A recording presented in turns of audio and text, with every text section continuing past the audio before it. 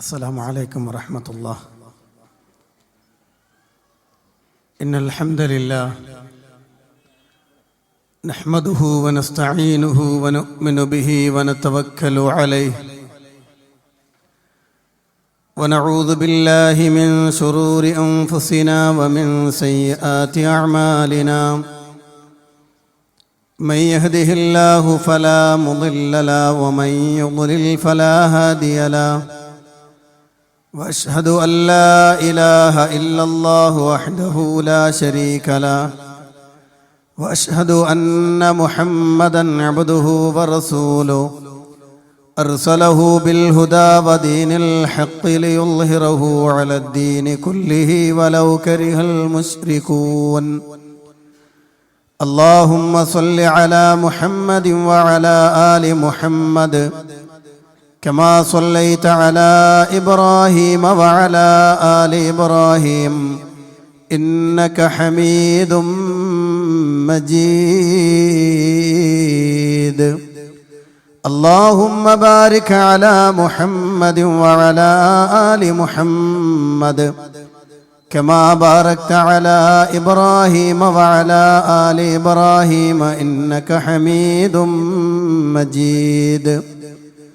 أما بعد فإن خير الحديث كتاب الله وخير الهدي هدي محمد صلى الله عليه وسلم وشر الأمور محدثاتها وكل محدثة بدعة وكل بدعة ضلالة وكل ضلالة في النار. أعوذ بالله من الشيطان الرجيم. يا أيها الذين آمنوا اتقوا الله حق تقاته ولا تموتن إلا وأنتم مسلمون.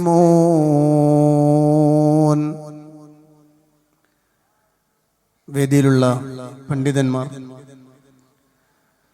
സദസ്സിൽ എന്നെ ശ്രദ്ധിച്ചുകൊണ്ടിരിക്കുന്ന പ്രിയപ്പെട്ട സഹോദരന്മാർ, സഹോദരിമാർ, സമയം നിർത്തേണ്ട പരിധിയിലേക്ക് എത്തിയിരിക്കുകയാണ്. അവിടെ നിന്നാണ് ഒരല്പസമയം നിങ്ങളുമായി ഇൻഷാ അല്ലാഹ് സംസാരിക്കുവാൻ ഉദ്ദേശിക്കുന്നത്. തൊട്ടടുത്ത സ്ഥലങ്ങളിൽ വരുന്ന തൊട്ടടുത്ത ദിവസങ്ങളിൽ പരിപാടികൾ ഉള്ളത് കൊണ്ട് തന്നെ വിശാലമായ ഒരു പ്രസംഗം ഇപ്പോൾ ഞാൻ ഉദ്ദേശിക്കുന്നില്ല. എ മുതൽ സെഡ് വരെ ഇവിടെ വിശദീകരിക്കപ്പെട്ടു കഴിഞ്ഞു. അതിൽ ഞാൻ പറയേണ്ട പല മേഖലകളും ബഹുമാനപ്പെട്ട സലഫി കടന്ന് പോയിട്ടുണ്ട്. ഇന്നിങ്ങോട്ട് വരുമ്പോൾ തന്നെ എൻ്റെ ഫോണിലേക്ക് വന്ന ഒരു മെസ്സേജ് ഒരു ഭീഷണിയുടെ സ്വരാണ്. ഇനി നിങ്ങളെ ഞങ്ങൾ നേരിടാനിരിക്കുകയാണ്, തുറന്നു കാണിക്കാനിരിക്കുകയാണ്, അങ്ങനെയാക്കുകയാണ് എന്നൊക്കെ പറഞ്ഞുകൊണ്ടുള്ള മെസ്സേജുകൾ. ഞാൻ എൻ്റെ പ്രഭാഷണത്തിൻ്റെ തുടക്കത്തിൽ പറയട്ടെ, നിങ്ങൾക്ക് ചെയ്യാവുന്നതിൻ്റെ പരമാവധി ചെയ്തു കൊള്ളുക. എന്ത് ചെയ്താലും, ഇനി ഇങ്ങനെ ഒരു വേദി തടയപ്പെട്ടാലും, നമ്മളെ തോട്ടുമുക്കം ഇസ്മായിൽ സഖാഫി പറഞ്ഞ പോലെ, എനിക്ക് സൗകര്യം കിട്ടുമെങ്കിൽ ഒരു ജീപ്പ് എടുത്ത് ഞാൻ ഇറങ്ങും, 2 ബോക്സും കെട്ടി ഞാൻ പ്രസംഗിച്ച സ്ഥലങ്ങളിലെല്ലാം വരും.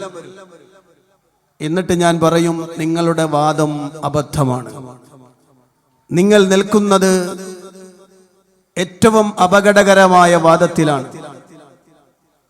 സാധാരണ മുജാഹിദുകളെ കുറിച്ച് സുന്നി പണ്ഡിതന്മാര് പറയാറുണ്ട്, മുജാഹിദുകൾക്ക് ഇന്നൊരു വാദം, നാളെ മറ്റൊന്ന്, മറ്റന്നാൾ വേറൊന്നാണ്. അന്ന് നമ്മൾ ശക്തമായ മറുപടി കൊടുത്തിരുന്നു, ഇല്ല, ഞങ്ങൾക്കൊരൊറ്റ വാദമേ ഉള്ളൂ, അത് അമ്പിയാക്കൾ പഠിപ്പിച്ചതാണ്. പക്ഷെ അപ്പുറത്തങ്ങനല്ല. ഇന്നലെ ഒന്ന്, ഇന്ന് വേറൊന്ന്, നാളെ മറ്റൊന്ന്. നേതാവിനുള്ളത് അനുയായികൾക്കില്ല, അനുയായികൾക്കുള്ളത് ചോട്ടാ നേതാക്കന്മാർക്കില്ല. വലിയ നേതാക്കന്മാരെ തിരുത്താൻ ശ്രമിക്കുന്ന ചെറിയ നേതാക്കന്മാർ. അങ്ങനെ ആകെ ഒരു അങ്കലാപ്പിലാണ് നിലനിന്നുകൊണ്ടിരിക്കുന്നത്. അതുകൊണ്ടാണ് എനിക്ക് ഭീഷണിയെന്ന് എനിക്കറിയാം. കാരണം രണ്ട് തരം ദൗറയാണ് അവിടെ നടക്കുന്നത്. ഒന്ന് വലിയ ആളുകളുടെ ദൗറ, മറ്റൊന്ന് ചെറിയ ദായിമാരുടെ ദൗറ. ആ വലിയ ആളുകളുടെ ദൗറയിൽപ്പെട്ട ആളാണ് ഞാനും. അതുകൊണ്ട് തന്നെ അതിൻ്റെ ഉള്ളുകള്ളികളും അവിടെ നടക്കുന്ന ചർച്ചകളും ഇന്ന് വരെ ഉത്തരം കിട്ടാതെ, മലയാള ഭാഷയിൽ പറഞ്ഞാൽ അനാഥ പ്രേതം പോലെ അലഞ്ഞു തിരിയുന്ന വിഷയങ്ങളാണ് ഇന്നും അവിടെയുള്ളത്. അത് കണ്ടും കേട്ടും മടുത്ത് ഈ കേരള നദവത്തുൽ മുജാഹിദീൻ എന്ന ഉന്നതമായ പ്രസ്ഥാനത്തിലേക്ക് തിരിച്ചു നടന്നതാണ്. നിന്നത് അബദ്ധമാണെന്ന് ബോധ്യപ്പെട്ടതിൻ്റെ പേരിൽ, നിന്നയിടത്ത് ശരിയാവുകയില്ല എന്ന് ബോധ്യപ്പെട്ടതിൻ്റെ പേരിൽ എനിക്ക് വമ്പിച്ച ഓഫറുകളൊക്കെ കിട്ടിയിട്ടുണ്ട്. അതേതായാലും തന്നാളാണ് ഈ ഇരിക്കുന്നത്. അബ്ദുറഹ്മാൻ സലഫിയാണ് എനിക്ക് ഓഫർ തന്നത് എന്നാണ്. ഏതായാലും അദ്ദേഹം എനിക്കൊരു ഓഫർ തന്നിരുന്നു. അതേതായാലും നിങ്ങളോടൊപ്പം ഞാൻ പങ്കുവെക്കും. ഞാൻ അന്ന് ഇവിടെ പത്തപ്പരിയത്ത് ഞാൻ പറഞ്ഞിരുന്നു. അദ്ദേഹം എനിക്കൊരു ഓഫർ തന്നു. എന്തായിരുന്നു ഓഫർ എന്നറിയാം? റഹ്മാനി ഒരു 5 വാക്ക് പഠിച്ചാൽ മതി, തരക്കേടില്ലാതെ ഒരു 5000 ഉറുപ്പിക കിട്ടും. ബാങ്കിന്റെ ലഫ്ളുകൾ എനിക്ക് പറഞ്ഞു തന്നു അദ്ദേഹം. എന്ന് പറഞ്ഞാൽ അല്ലാഹു അക്ബർ, അല്ലാഹു അക്ബർ, അഷ്ഹദു അല്ലാ ഇലാഹ ഇല്ലല്ലാഹ്, അഷ്ഹദു അന്ന മുഹമ്മദ് റസൂലുള്ളാഹ്, ഹയ്യ അലൽ സ്വലാഹ്, ഹയ്യ അലൽ ഫലാഹ്. ഇത് പഠിച്ചു വെച്ചാൽ ഒരു 5000 ഉറുപ്പിക എന്തായാലും കിട്ടും കേട്ടോ, പേടിക്കണ്ട. പട്ടിണി കിടക്കേണ്ടി വരില്ല, ഒരു ഭീഷണിയും പ്രശ്നമാക്കേണ്ടതില്ല. ഞാൻ നിങ്ങളോട് പറയാം, ഈ വൈകിയ വേളയിൽ 2 കാര്യങ്ങൾ. ഒന്ന്, തൗഹീദ്, അത് ഏറ്റവും ശക്തമാണ്. അതിനു വേണ്ടിയിട്ടാണ് ത്യാഗങ്ങളും പ്രയാസങ്ങളും സഹിച്ച് ഈ സൽസരണിയിലേക്ക് കടന്നു വന്നിട്ടുള്ളത്. അള്ളാഹുവിന്റെ ഖുർആൻ പ്രവാചകൻ സല്ലല്ലാഹു അലൈഹി വസല്ലമയോട് ചോദിക്കാൻ ആവശ്യപ്പെടുന്നു. പരിശുദ്ധ ഖുർആൻ 39-ാം അധ്യായം സൂറത്തു സുമർ, അതിന്റെ 38-ാമത്തെ വാചകം. നബിയെ, നീ അവരോട് ചോദിച്ചു നോക്കുകയാണെങ്കിൽ ആകാശഭൂമികളെ സൃഷ്ടിച്ചതാര്? ഉത്തരം അവര് പറയും അള്ളാഹുവാണ്. എങ്കിൽ അവരോട് ചോദിക്കേണ്ട ഒരു ചോദ്യമുണ്ട്. അതെന്താ? ഈ ആളുകളോട്, നിങ്ങളുടെ പ്രിയപ്പെട്ട നാട്ടുകാരോടൊന്ന് ചോദിച്ചു നോക്കൂ. ഇൻ അറാദനി അല്ലാഹു ബിദുർരിൻ ഹൽ ഹുന്ന കാശിഫാതു ദുർരി ഔ അറാദനി ബിറഹ്മതിൻ ഹൽ ഹുന്ന മുംസികാതു റഹ്മതി ഖുൽ ഹസ്ബിയല്ലാഹ് അലൈഹി യതവക്കലുൽ മുതവക്കിലൂൻ. അനന്തവിശാലമായ ആകാശങ്ങളെയും ഹരിതാപമായ ഭൂമിയെയും സൃഷ്ടിച്ചത് പ്രപഞ്ചത്തിന്റെ നാഥനാണെങ്കിൽ, നിങ്ങൾ വിളിച്ചു തേടിക്കൊണ്ടിരിക്കുന്ന, സഹായം അഭ്യർത്ഥിച്ചു കൊണ്ടിരിക്കുന്ന അല്ലാഹു അല്ലാത്ത വസ്തുക്കളുണ്ടല്ലോ, അവരെ കുറിച്ചൊന്ന് പറഞ്ഞു തരുമോ? ഇൻ അറാദനി അല്ലാഹു ബിദുർരിൻ ഹൽ ഹുന്ന കാശിഫാതു ദുർരിഹി.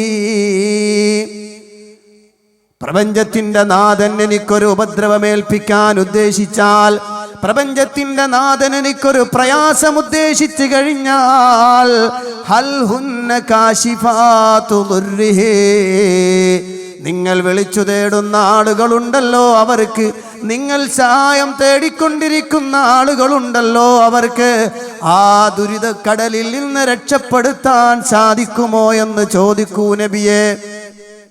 ചോദ്യം ചോദിക്കൂ, ഉത്തരം എന്താ?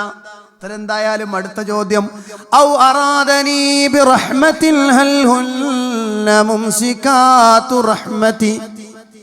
ആ പ്രപഞ്ചത്തിന്റെ നാഥൻ എനിക്ക് വല്ല അനുഗ്രഹവും ഉദ്ദേശിച്ചാൽ, ആ അനുഗ്രഹം എനിക്ക് തരാതെ തടുത്തു വെക്കാൻ ഈ വിളിച്ചു തേടപ്പെടുന്ന ആളുകൾക്ക് സാധിക്കുമോ? ഉത്തരം രണ്ടിനും ഇല്ല എന്നാണെങ്കിൽ, വേറൊരു ശക്തിക്കും നിങ്ങളെ സഹായിക്കാൻ, വേറൊരു ശക്തിക്കും നിങ്ങളെ ദുരിതക്കടലിൽ നിന്ന് രക്ഷപ്പെടുത്താൻ കഴിയില്ല എന്നാണെങ്കിൽ, നബിയെ പറഞ്ഞോളൂ, ഖുൽ ഹസ്ബിയല്ലാഹ്. നബിയെ അങ്ങ് പ്രഖ്യാപിക്കണം, ഹസ്ബി അല്ലാഹ്, എനിക്ക് അല്ലാഹ് മതി എന്ന് പറഞ്ഞോ നബിയെ. അലൈഹി യതവക്കലുൽ മുതവക്കിലൂൻ, ഭരമേൽപ്പിക്കുന്നവർ അവന്റെ മേൽ ഭരമേൽപ്പിച്ചുകൊള്ളട്ടെ. ഇത് പറയാൻ അല്ലാഹുവിന്റെ ഖുർആൻ ആവശ്യപ്പെടുകയാണ്. നമുക്ക് മുഴുവൻ ആളുകളോടും പറയാനുള്ള വിഷയം അതാണ്. ജിന്ന് വേണ്ട, മലക്ക് വേണ്ട, വലിയ വേണ്ട, നബി വേണ്ട, കല്ല് വേണ്ട, മരം വേണ്ട, അൽത്താരകൾ വേണ്ട, ദർഗകൾ വേണ്ട, മക്ബറകൾ വേണ്ട, സിദ്ധന്മാര് വേണ്ട, ജിന്ന് കൂടിയവൻ വേണ്ട, കൂടാത്തവൻ വേണ്ട, ആരും വേണ്ട. പ്രപഞ്ചത്തിന്റെ നാഥൻ മാത്രം മതി നമുക്ക്. ഖുൽ ഹസ്ബി അല്ലാഹ് അലൈഹി യതവക്കലുൽ മുതവക്കിലൂൻ. ഇത് ചോദിക്കുമ്പോൾ ഒരു വർത്താനം തിരിച്ചു പറയാനുണ്ട്. എന്താ? അല്ല, മടവൂരികൾക്ക് ഇങ്ങനെ ഓതിയമാതിരി ഞമ്മക്കെതിരെയും ആയത്തോതാണോ? അതെ, ആയത്ത് തെറ്റുന്നവർക്കൊക്കെ എതിരെ ഓതാനുള്ളതാണ്. ഞാൻ ഒരു കാര്യങ്ങളോട് പറഞ്ഞു, നേരത്തെ വിശദീകരിക്കപ്പെട്ടതാണ്. ജിന്നുകളോട് സഹായം തേടും. ഞാൻ ആലോചിച്ച് നോക്കാം, ഇപ്പോഴത്തെ അവസ്ഥ എന്താ? അന്ന് വരെ ഒപ്പിടാൻ പറഞ്ഞ് പ്രശ്നം ഉണ്ടാക്കിയിട്ട് കഴിഞ്ഞിട്ട് ഇപ്പോഴത്തെ അവസ്ഥ എന്താ? ഇപ്പൊ കേനം പറഞ്ഞെടുത്തല്ലേ സംഗതി ഉള്ളത്. സക്കരിയ സലാഹി പ്രസംഗിക്കുന്നു, ഫൈസൽ മുസ്ലിയാർ പ്രസംഗിക്കുന്നു, ഞാൻ പ്രസംഗിച്ചു, അതുപോലെ ഹുസൈൻ സലി പ്രസംഗിക്കുന്നു. എല്ലാവരും പറയുന്നു എന്താണ്? ജിന്നുകളോടുള്ള സഹായത്തട്ടം. അത് ഭൗതികമാവട്ടെ അഭൗതികമാവട്ടെ, കാര്യകാരണ ബന്ധങ്ങൾക്ക് അതീതമാവട്ടെ അധീനമാവട്ടെ, കരയിലാവട്ടെ കടലിലാവട്ടെ പുഴയിലാവട്ടെ കുളത്തിലാവട്ടെ പുറത്താവട്ടെ എവിടെയാണെങ്കിലും ശിർക്കാണ്. ഇതാദ്യം പറഞ്ഞാൽ പോരായിരുന്നു. ഇതാദ്യം പറഞ്ഞാൽ പോരെ, ഇങ്ങനെ പറഞ്ഞെടുക്കാൻ, എന്നിട്ട് ഇങ്ങനെ പ്രസംഗിക്കാൻ നമ്മളങ്ങനെ ശിർക്കാണെന്നാണ് പറയുന്നത്. അത്തരം ആളുകൾ അടുത്ത് വിളിച്ചിട്ട് വയ്ക്കല്ല. അങ്ങനെയാണെങ്കിൽ തൊട്ടടുത്തൊരു ജിന്നുണ്ടെന്ന് കരുതിയാലോ? അപ്പൊ വിഷയം മാറും, അപ്പൊ നിയമം മാറി. അത്രയും നേരം പറഞ്ഞ പ്രസംഗം അതോടെ ബാത്തിലാകും. ഞങ്ങൾ ഇറങ്ങുന്നുണ്ട് ഇൻഷാ അല്ലാഹ്. ഞാൻ നേരത്തെ പറഞ്ഞല്ലോ, ഞാൻ വീണ്ടും പറയാണ്, കേരളത്തിൽ ശക്തമായ ഒരു പൊളിച്ചെഴുത്ത് നടക്കാൻ പോവാണ്. നിങ്ങൾ എന്നെ എന്ത് ചെയ്താലും കുഴപ്പമില്ല, പിന്നോട്ടുണ്ടാവില്ല ഇൻഷാ അല്ലാഹ്.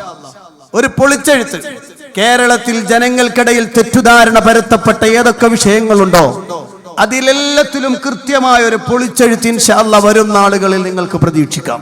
അപ്പൊ പ്രിയപ്പെട്ട സഹോദരന്മാരെ, പരിശുദ്ധ ഖുർആൻ വളരെ ശക്തമായി ആവശ്യപ്പെടുന്ന ഒരു സംഗതി ഇതാണ്. പ്രവാചകന്മാർ മുഴുവനും പഠിപ്പിച്ചത് എങ്ങനെ?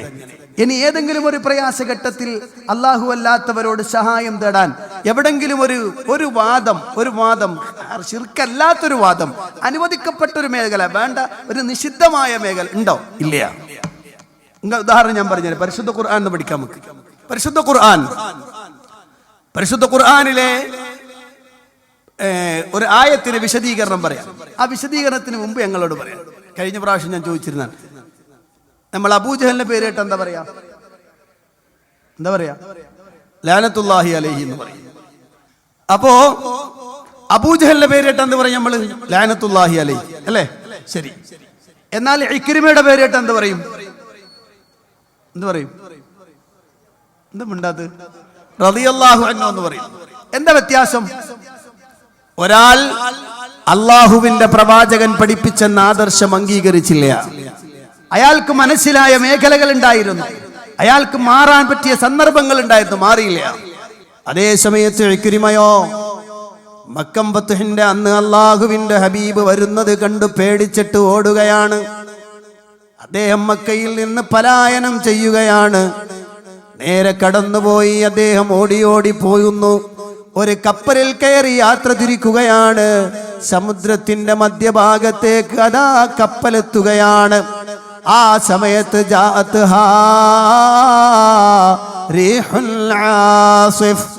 ശക്തമായ കൊടുങ്കാറ്റ് അടിച്ചു വീശുകയാണ്. കപ്പലാടിയുലയുകയാണ്. ഏതു സമയവും മരണത്തെ മുഖാമുഖം കാണുന്ന സന്ദർഭമാണ്. ആ സന്ദർഭത്തിൽ രക്ഷിക്കാൻ ആരുമില്ലാതെ, സഹായം തേടപ്പെടാൻ ഒരൊറ്റയാളുമില്ലാത്ത ആ സന്ദർഭത്തിൽ എന്ത് ചെയ്യണം? അവിടെ അതാ കപ്പലിലുള്ള ആളുകൾ വിളിച്ചു പറഞ്ഞു, അഖ്ലിസൂ, നിങ്ങളെല്ലാവരും നിങ്ങളുടെ പ്രാർത്ഥനകൾ നിഷ്കളങ്കമാക്കിക്കോ, നിങ്ങൾ ഇന്ന് വരെ വിളിച്ചു തേടിയ ആളുകളുണ്ടല്ലോ, അതേ വദ്ദു സുവാഇ യഗൂസ് യഊഖ് നസ്ർ ഇബ്രാഹിം നബി ഇസ്മായിൽ നബി, അതുപോലെ തന്നെ ലാത്ത ഉസ്സ മനാത്ത് ഹുബൽ പോലെയുള്ള വിഗ്രഹങ്ങളൊന്നും തന്നെ നിങ്ങൾക്കൊരു ഉപകാരവും ചെയ്യാത്ത സമയമാണിത്. അതുകൊണ്ട് നിങ്ങൾ നിങ്ങളുടെ പ്രാർത്ഥനകൾ, നിങ്ങളുടെ തേട്ടങ്ങൾ പ്രപഞ്ചനാഥനിലേക്ക് തിരിച്ചോ. ഈ വർത്തമാനം കേട്ടപ്പോ ഇക്രിമ ആകെന്ന് ഞെട്ടി. ഇക്രിമ അങ്ങനെ ആലോചിച്ചു, പടച്ചോനെ അതെന്താ പോയി കേട്ടത്? കടലിന്റെ ഉള്ളിൽ ഈ അവസ്ഥയിൽ, പ്രതിസന്ധി ഘട്ടത്തിൽ, ഈ ഒരു വിഷമഘട്ടത്തിൽ രക്ഷപ്പെടുത്താൻ പ്രപഞ്ചത്തിന്റെ നാഥനായ മുഹമ്മദ് പറയുന്ന അല്ലാഹ്, ആ അള്ളാഹുവിനെ സാധിക്കുകയുള്ളൂ എന്നാണല്ലോ ഇവര് പറയുന്നത്. അങ്ങനെയെങ്കിൽ കരയിലും അതല്ലേ പറ്റുള്ളൂ, കരയിലും ആ ആൾക്കല്ലേ സഹായിക്കാൻ കഴിയൂ. അതുകൊണ്ട് ഇക്രിമ അവിടുന്ന് ഒരു തീരുമാനമെടുത്തു. അല്ലാഹുമ്മ ഇന്നലക അലയ്യ അഹ്ദാ, അല്ലാഹുവേ എനിക്ക് നിന്നോടൊരു കരാറുണ്ട്, നിന്നോടൊരിക്കൊരു കരാറുണ്ട്. ഇൻആഫൈതനീ മാ അന ഫീഹി, ഞാനിപ്പോ നിലനിൽക്കുന്ന ഈ ദുരിതാവസ്ഥയിൽ നിന്ന്, ഈ പ്രയാസക്കടലിൽ നിന്ന്, സങ്കടക്കടലിൽ നിന്ന് നാഥാ നീ എന്നെ സുഖപ്പെടുത്തുകയാണെങ്കിൽ, രക്ഷപ്പെടുത്തുകയാണെങ്കിൽ, ഞാനങ്ങ് കരയിലേക്ക് രക്ഷപ്പെട്ട് എത്തിക്കഴിഞ്ഞാൽ മുഹമ്മദുൻ സ്വല്ലല്ലാഹു അലൈഹി വസല്ലമയുടെ അടുത്ത് ചെന്ന് ഞാൻ വിശ്വസിക്കാമല്ലാ. പ്രിയപ്പെട്ട സഹോദരന്മാരെ, ഇക്രിമ അങ്ങ് പ്രാർത്ഥിക്കുകയാണ്, റബ്ബിനോട് തീരുമാനമറിയിക്കുന്നു. തഫ്സീറുകൾ കാണാം. ഫസകനത്തിർരീഹ്, അതോടെ കാറ്റ് ശാന്തമാവുകയാണ്, കാറ്റ് ശമിക്കുകയാണ്. ഇക്രിമ രക്ഷപ്പെട്ട് മക്കയിലേക്ക് വരികയാണ്. അള്ളാഹുവിന്റെ ഹബീബിന്റെ അടുത്ത് വന്ന് അവിടുത്തെ വലത് കരത്തിലേക്ക് തന്റെ കൈ ചേർത്ത് വെച്ചുകൊണ്ട് അദ്ദേഹം മുസ്ലിമായി. വഅസ്ലമ വഅഹ്സന ഇസ്ലാമഹു.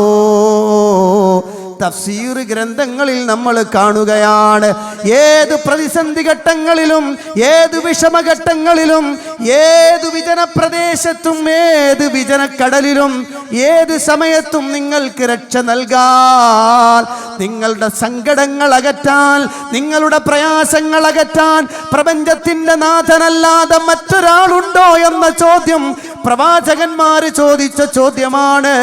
ആളുകളുടെ കർണപുടങ്ങളിൽ അലയടിച്ച ചോദ്യമാണ്. അത് ഉള്ളിലേക്ക് കയറിയവർ രക്ഷപ്പെട്ടു, അത് ഉള്ളിലേക്ക് കയറിയ ആളുകൾ രക്ഷപ്പെട്ടു. അവരെല്ലാ സമയത്തും അള്ളാഹുവിനെ മാത്രം വിളിച്ചു, ഏത് സമയത്തും അള്ളാഹുവിനോട് മാത്രം തേടുന്ന അവസ്ഥ വന്നു. നേരത്തെ പറഞ്ഞു യാ ഇബാദല്ലാഹി യഈനൂനി. ആ ഹദീസിൽ എന്ത് തീരുമാനം ഉണ്ടാക്കിയിട്ടുണ്ട്? ഇപ്പോ ആ ഹദീസിൽ എന്ത് തീരുമാനം, എന്താണ് പറയേണ്ടത്? മുണ്ടിപ്പോരെന്ന് പറഞ്ഞിരിക്കണേ. യാ ഇബാദല്ലാഹി മുണ്ടിപ്പോതിനി. ഞങ്ങളോട് ചോദിക്കും, എവിടെങ്കിലും ഇപ്പൊ നിങ്ങൾ യാ ഇബാദല്ലാഹി യഈനൂനി കേൾക്കണ്ടോ? എവിടെങ്കിലും ആരെങ്കിലും പ്രസംഗത്തിൽ കേട്ടിനോ? കേട്ടോ? ഇല്ല, കേൾക്കൂല. അത് തീരുമാനമാണ്, മുണ്ടിപ്പോണ്ടാണ്. യാ ഇബാദല്ലാഹി യഈനൂനി, അത് മുണ്ടണ്ട.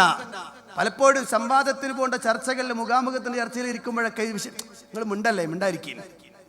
സക്കരിയ സ്വലാഹി ഇവിടെ മഞ്ചേരിയിൽ വെച്ച് സുബൈർ മംഗള സാഹിബിന് മറുപടി പറഞ്ഞുകൊണ്ടൊരു പ്രസംഗം നടത്തി.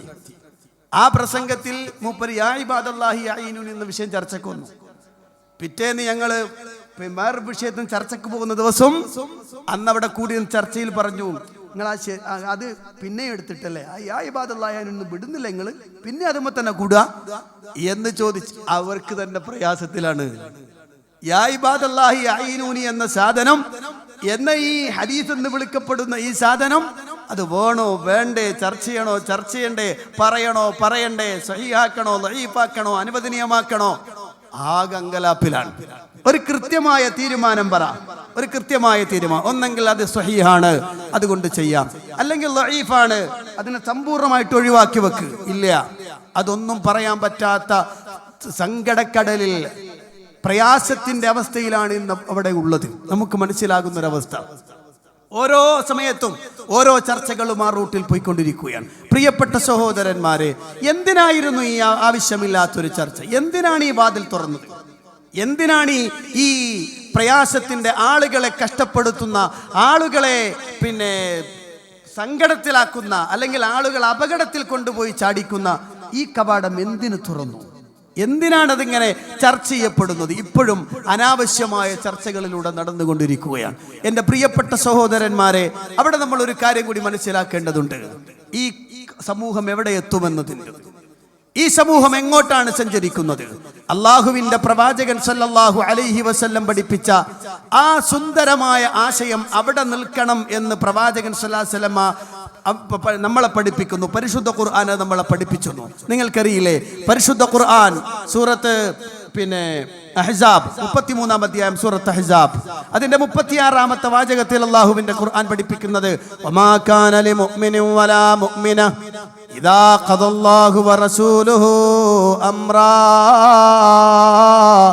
അൻ യകൂന ലഹുമുൽ ഖിയറതു മിൻ അംരിഹിം വമൻ യഅസില്ലാഹ വറസൂലഹു ഫഖദ് ضل ضلالا മുബീനാ വമാ കാന ലിമുഅ്മിനിൻ വലാ മുഅ്മിന ഒരു സത്യവിശ്വാസിനി അവർക്ക് യോജിച്ചതല്ല ഇദാ ഖദല്ലാഹു വറസൂലുഹു അംറാ അല്ലാഹുവും അവന്റെ റസൂലും ഒരു കാര്യം തീരുമാനിച്ചാൽ അയ്യകൂന ലഹുമുൽ ഖിയറതു മിൻ അംരിഹിം പിന്നവരുടെ കാര്യത്തിൽ സ്വതന്ത്ര തീരുമാനമെടുക്കാൻ പാടുള്ളതല്ല വമൻ യഅസില്ലാഹ വറസൂലഹു ഫഖദ് ضل ضلالا മുബീനാ ആരെങ്കിലും അല്ലാഹുവിനോടും അവന്റെ റസൂലിനോടും അനുസരണക്കേട് കാണിച്ചാൽ ഫഖദ് ضل ضلالا മുബീനാ അയാൾ വ്യക്തമായും പിഴച്ചിരിക്കുന്നു. ഖുർആൻ പഠിപ്പിക്കുകയാണ്, അയാൾ പിഴച്ചുപോയവനാണ്. നിങ്ങൾ നോക്കൂ, കാലമത്രയും നാം പറഞ്ഞു വന്നിരുന്നൊരാശയം അള്ളാഹുവിന്റെ പ്രവാചകൻ പഠിപ്പിച്ചാൽ, അവിടുന്ന് നമുക്കൊരു കാര്യം പറഞ്ഞു തന്നാൽ അവിടുത്തെ വചനാമൃതങ്ങളിലൂടെ, അവിടുത്തെ കർമ്മമണ്ഡലങ്ങളിലൂടെ, അവിടുത്തെ അംഗീകാരങ്ങളിലൂടെ നമുക്ക് ലഭിച്ചതിൽ അടിയുറച്ചു നിൽക്കണമെന്നും അതിനപ്പുറത്തേക്ക് ആര് പറഞ്ഞാലും തിരിഞ്ഞു നോക്കേണ്ടതില്ല എന്ന് പറഞ്ഞു പഠിപ്പിച്ചു കൊടുത്ത സമൂഹത്തിൽ നിന്ന് അല്ല കഴിഞ്ഞുപോയ ചില ആളുകൾക്ക് തെറ്റുപറ്റി എന്ന് പറയാൻ പറ്റുകയില്ലല്ലോ എന്ന ചോദ്യത്തിലേക്കുള്ള ചുവടുമാറ്റം അത് സമൂഹത്തെ നശിപ്പിച്ചു കളയാനുള്ളതായിരുന്നു എന്ന് ഇപ്പോൾ നമ്മൾ മനസ്സിലാക്കുന്നു. അറിയില്ലേ, ലബ്ബാദാരിമി ആ റൂട്ടിലെത്തിയത് എന്താ? മുപ്പർക്കൊരു ഒറ്റ പോയിന്റ് ഉള്ളു, ഇമാമികളൊന്നും തെറ്റിയെന്ന് പറയാൻ പറ്റൂല, ഇമാമിങ്ങളൊക്കെ പയിച്ചു പോയി എന്ന് പറയാൻ എന്നെ കിട്ടൂ, നമുക്ക് പറ്റൂല. അവസാനം ലബ്ബദാരിമി എവിടെ എത്തി? ഇസ്തസ്ഖിലി ഉമ്മത്തിക ഫഇന്നഹും ഖദ് ഹലകൂ എന്ന് നാം ഇന്നുവരെ പറഞ്ഞുകൊണ്ടിരുന്ന റസൂലുള്ളാഹിന്റെ ഖബറിന്റെ അടുത്ത് പോയി വിളിച്ചു തേടുന്ന ആ സംഭവം പോലും അതും ശിർക്കല്ല എന്ന് പറയേണ്ട അവസ്ഥ വന്നിരിക്കുന്നു. കാരണം എന്താ? അത് ശിർക്കാണെന്ന് പറഞ്ഞാൽ അത് രേഖപ്പെടുത്തി ഇമാമുമാരൊക്കെ മുശ്രിക്കുകളായി പോകൂലേ? ആ ഒരു ഞെട്ടൽ ഞാൻ പറയട്ടെ, ഏത് രാജ്യത്തായി നിൽക്കണമെന്നറിയോ? കേരളത്തിൽ. ആ കേരളത്തിലെ ബഹുഭൂരിപക്ഷം വരുന്ന സമസ്തക്കാർ, അവർ ആദരിക്കുന്ന, ബഹുമാനിക്കുന്ന, അവർ അങ്ങേയറ്റം വലിയ ആളായി കാണുന്ന ആളുകളെ വരെ പുറങ്കാലുകൊണ്ട് ചവിട്ടിത്തെറിപ്പിച്ചത് കാര്യം കണ്ടവരാ നമ്മൾ. ഇമാം നവവി കാഫിറാണെന്ന് പരസ്യമായി പറയാൻ മടിയുണ്ടായിട്ട് വ്യംഗ്യമായി സൂചിപ്പിച്ച് പത്രത്താളുകളിൽ എഴുതാൻ മടിയില്ലാത്ത ആളുകളുടെ മുന്നിലാണ് അവരുടെ ഇമാമിയങ്ങളെ പ്രൊട്ടക്ട് ചെയ്യാൻ നമ്മൾ തയ്യാറാണ്. ഇത് പറഞ്ഞു എവിടെ എത്തുന്നറിയോ ഞങ്ങള്? സൗദിയിലെ പണ്ഡിതന്മാർ അല്ലെങ്കിൽ സലഫി പണ്ഡിതന്മാർക്കൊക്കെ പല ആശയങ്ങളുമുണ്ട്, പല റൂട്ടിലുമുണ്ട്. നമ്മളൊക്കെ മുമ്പ്, ഞാനൊക്കെ മുമ്പ് തൽസമാത്തിന്റെ വിഷയങ്ങൾ ചെയ്യുമ്പോൾ, അസ്മാഇന്റെ വിഷയങ്ങളൊക്കെ ചെയ്യാൻ വേണ്ടി ചെയ്യുന്ന സമയത്ത് അതിൽ പല സംഗതികളും ഓരോ റൂട്ടിലും ഓരോന്ന് ചെയ്യാനുണ്ട്. അതിലൊരു പ്രധാനപ്പെട്ടതാണ് എലഞ്ഞി ഇലയിൽ എഴുതിയിട്ട് അല്ലെങ്കിൽ എലഞ്ഞി ഇലയിൽ മന്ത്രിച്ചിട്ട് ഇങ്ങനെ ഹോമത്തിലിടുക, അല്ലെങ്കിൽ അയാളെ മന്ത്രിക്കുക എന്നുള്ളത്. ശരിക്ക് ആ ഒരു സമ്പ്രദായം കേരളക്കരയിൽ നമ്മൾ തുടർന്നു വരുന്നു, ഇപ്പോഴും ചെയ്തുകൊണ്ടിരിക്കുന്ന ആളുകൾ. നമ്മളെ സംബന്ധിച്ചിടത്തോളം അതെല്ലാം വിട്ടിട്ട് ഇങ്ങോട്ട് പോകുന്നതാണ്.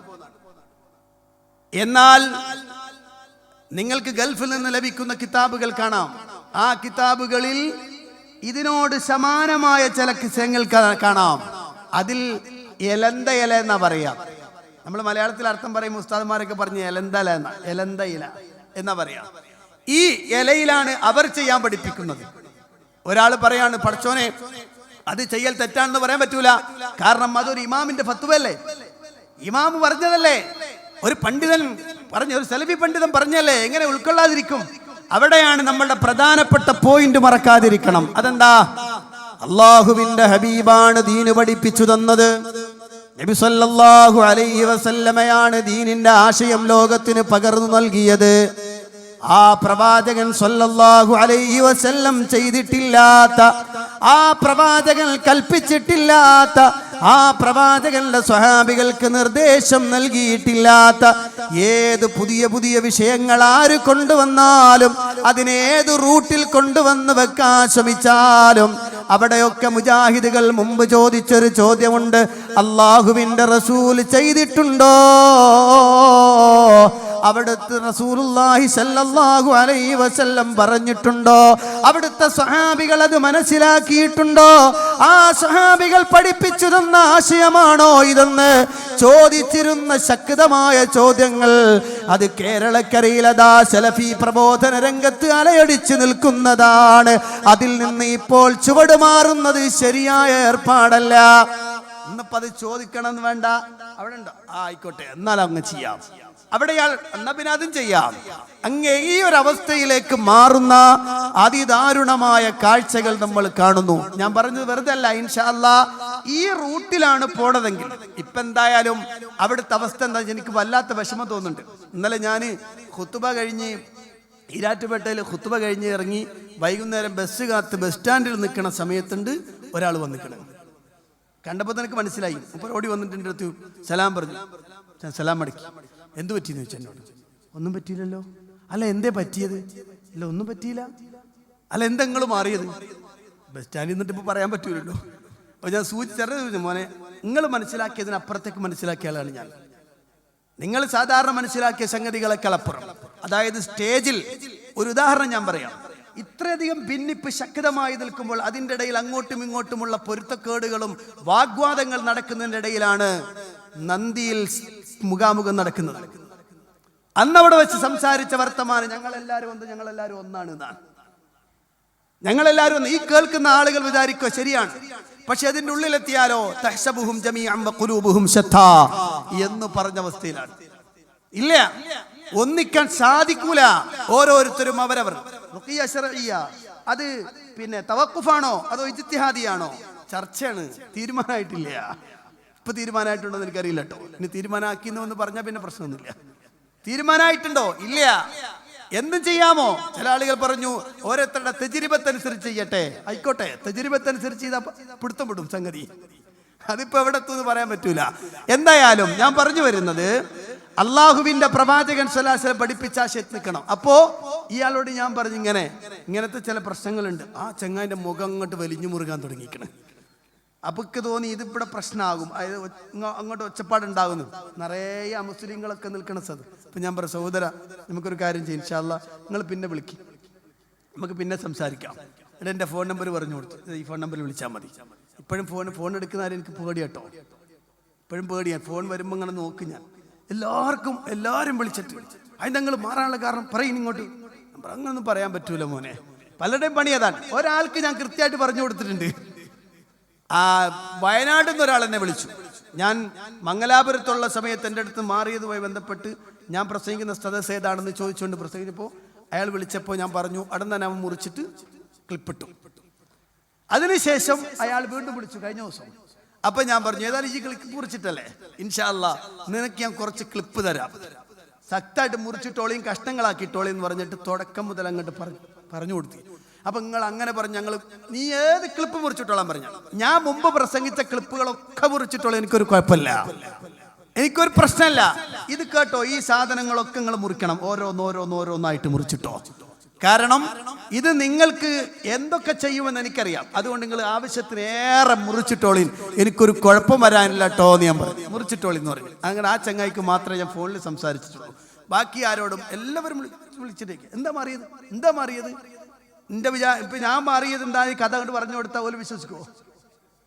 ഓല് മാറൂല. കാരണം അവരെവിടെ നിൽക്കണമെന്ന് എനിക്കറിയാം, അവരേത് പോയിന്റിലാണ് നിൽക്കുന്നത്. ഇപ്പൊ നിങ്ങൾ അവസ്ഥ ആലോചിച്ച് നോക്ക്. ഏതൊരാൾക്ക് വേണ്ടി ഇറങ്ങി തിരിച്ചുവോ ആ ആളെ പുറത്താക്കേണ്ടുന്ന ഗതികേടിലേക്ക് എത്തിയിരിക്കുന്നു. ആ ആളോട് പ്രസംഗിക്കാൻ പാടില്ല എന്ന് പറയുന്ന അവസ്ഥയിലേക്ക് എത്തിയിരിക്കുന്നു. ആ ആളുടെ ആശയം ഞങ്ങൾക്കില്ല എന്ന് പറയേണ്ടുന്ന ഗതികേടിലേക്ക് എത്തിയിരിക്കുന്നു.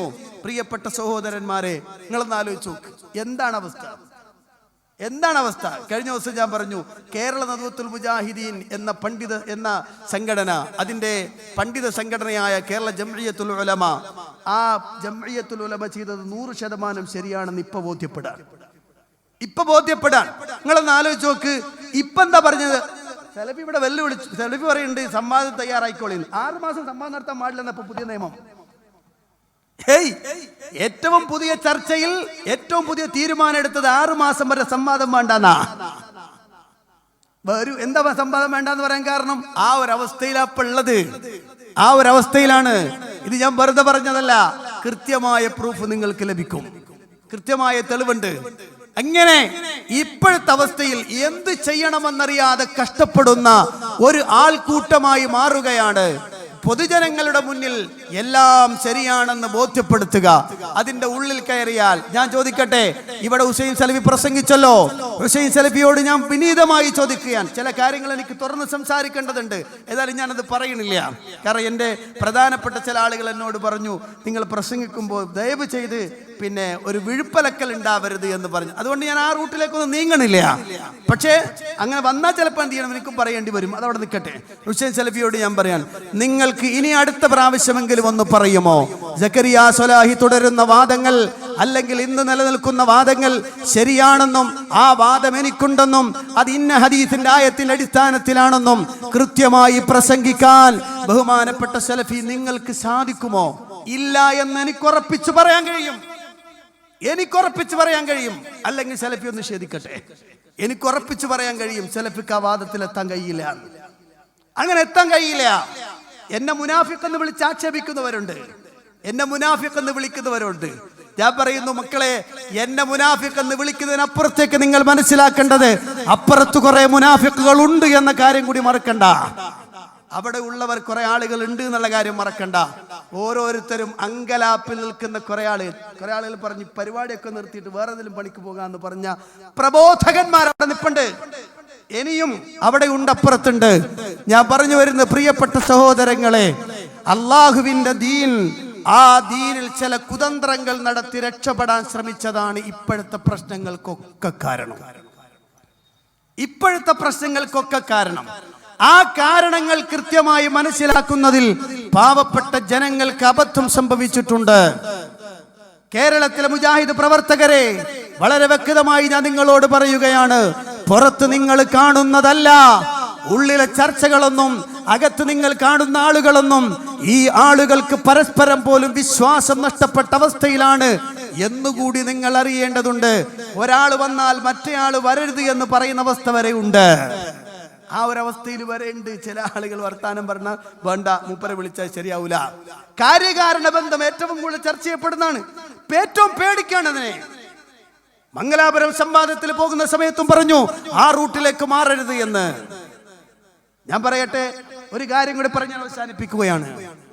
മുജാഹിദ് പ്രസ്ഥാനം തുടർന്നു വരുന്ന സുന്ദരമായ ആദർശം, ആ ആദർശത്തെ തകർക്കാൻ കേരളത്തിൽ എന്നല്ല ലോകത്ത് ഒരൊറ്റ ഖുറാഫികൾക്കും ഒരൊറ്റ സൂഫികൾക്കും ഒരൊറ്റ ആളുകൾക്കും സാധ്യമേ അല്ല എന്ന് ഇന്നലകളും ഇന്നും തെളിയിക്കപ്പെട്ട സംഗതികളാണ്. പക്ഷേ മുജാഹിദ് പ്രസ്ഥാനം പ്രതിരോധത്തിലേക്ക് മാറുന്നൊരു കാഴ്ച ഇന്ന് വരെ കണ്ടിട്ടില്ല. പക്ഷേ കഴിഞ്ഞ സംവാദങ്ങളൊക്കെ നമ്മൾ കണ്ടത്, കഴിഞ്ഞ മംഗലാപുരം സംവാദത്തിൽ വരെ പ്രതിരോധ ഗിയറിലിട്ട് പോകുന്ന അവസ്ഥയാണ് ഏറ്റവും കൂടുതലായി നമ്മൾ കണ്ടിട്ടുള്ളത്. പ്രിയപ്പെട്ട മുസ്ലിങ്ങളെ, പ്രിയപ്പെട്ട മുജാഹിദുകളെ, അള്ളാഹുവിന്റെ തീരുമാനമനുസരിച്ച്, അവന്റെ ദീനിന്റെ കൽപ്പനകൾ അനുസരിച്ച്, അള്ളാഹുവിന്റെ പ്രവാചകൻ പഠിപ്പിച്ച ആശയത്തിലൂടെ മുന്നോട്ട് പോവുക. പ്രവാചകൻ സല്ലല്ലാഹു അലൈഹി വസല്ലം പറഞ്ഞിടത്ത് നിൽക്കുക. അതിനപ്പുറത്തേക്ക് ആര് പറഞ്ഞാലും ശരി, തെളിവില്ലാതെ ആര് പറഞ്ഞാലും അംഗീകരിക്കാൻ പറ്റുകയില്ല. അങ്ങനെ ഒരു തഖ്ലീദിന്റെ കവാടം നമ്മൾക്കില്ല.